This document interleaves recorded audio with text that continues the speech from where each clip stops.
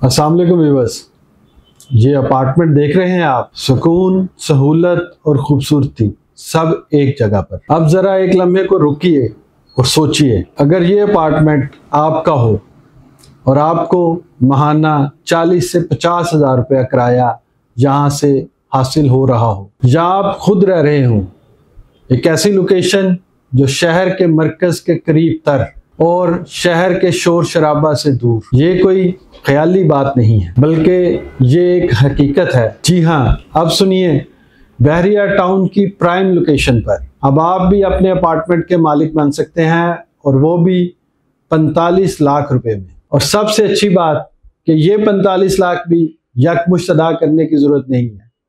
ये 45 लाख आपने अदा करने हैं 30 माह की आसान अकसात में। लेकिन अगर आप 45 लाख रुपया कैश अभी अदा करते हैं तो नेक्स्ट डे से ही आपको 24,200 रुपया माहाना किराया मिलना शुरू हो जाएगा। ये सिर्फ एक अपार्टमेंट या एसेट नहीं, बल्कि ये एक ऐसी इन्वेस्टमेंट है जो आपको माहाना आमदन भी देगा, प्रॉपर्टी की वैल्यू में इजाफा भी करेगा, और सबसे बढ़कर ये आपके सरमाए को महफूज भी रखेगा। और वक्त के साथ साथ अपनी इन्वेस्टमेंट की वैल्यू को बढ़ाना चाहते हैं तो आप टीम प्रॉपर्टी फाइंडर से राब्ता कर सकते हैं।